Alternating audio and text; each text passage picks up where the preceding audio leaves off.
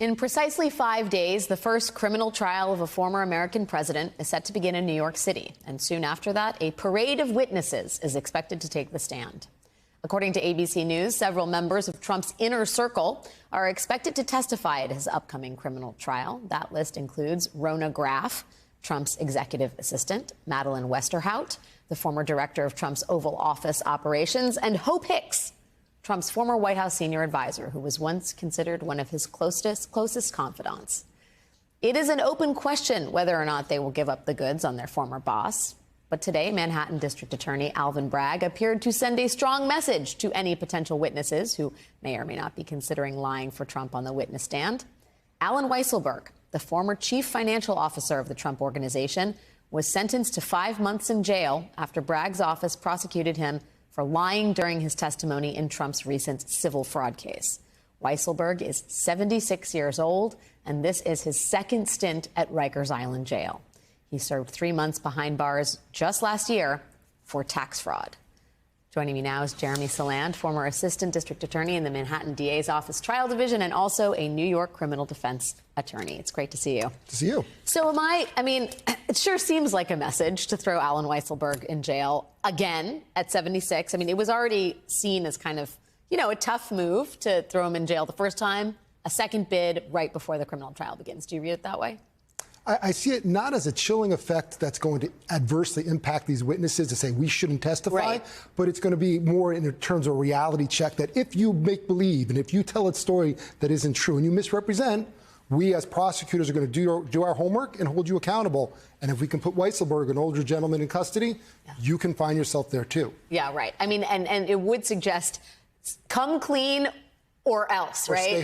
Or stay home. Or don't come at all. I mean, when we talk about some of the witnesses that I just listed off, I mean, what is your expectation about how forthcoming they will be? Some of these folks have already testified in separate cases or to separate, law enforcement bodies or grand juries. I mean, how much of a lift do you think is it going to be to get them to speak the whole truth about what Trump did? I think certainly they're going to see the writing on the wall that they have to be consistent if they've testified before in any capacity, because that inconsistency, again, could raise the same issue that Weisselberg ended up having to deal with. Yeah. So I would expect if they're going to be put on the stand and cross-examined, they're going to be relatively forthright, relatively being the key word here.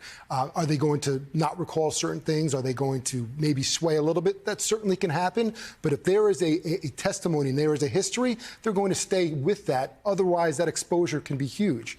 And they don't want to become the storyline. This is Donald Trump's storyline, not theirs. Yeah. It's also kind of Michael Cohen's storyline, too, right? This is very true. One of the interesting sort of carve-outs, if you will, in this Weisselberg deal for the current Rikers Island sentence is that prosecutors agreed they would not call Weisselberg to the witness stand during the upcoming criminal trial.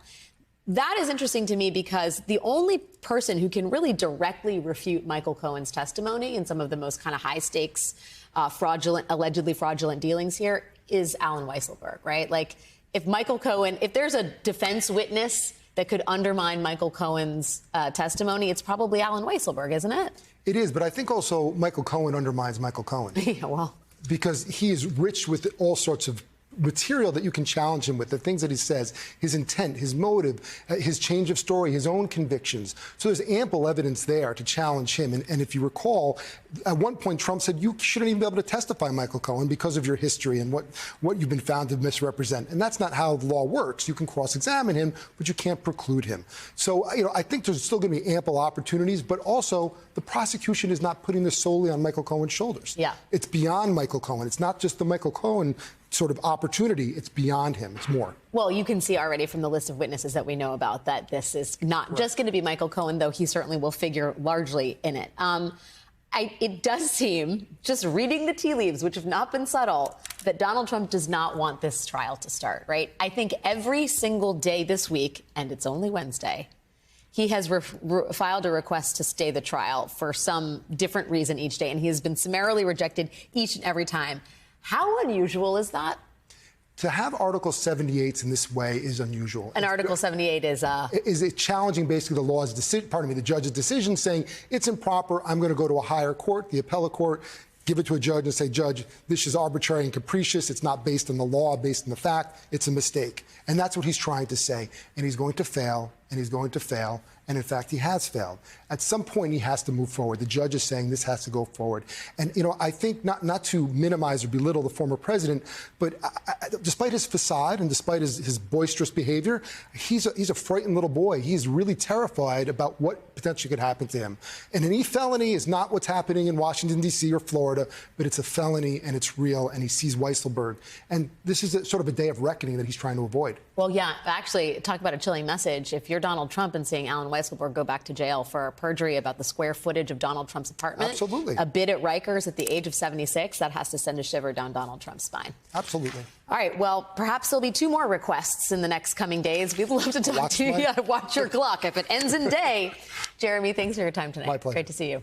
Hey everyone, MSNBC has a new and improved app. You'll get real-time alerts and analysis, live blogs, in-depth essays, video highlights, and the best 2024 election coverage. Download the new MSNBC app. Here's how to do it. You tap on the App Store on your phone. You hit search on the bottom right corner. You type in MSNBC. You click on the MSNBC app. You click on Get or the cloud icon and enjoy it.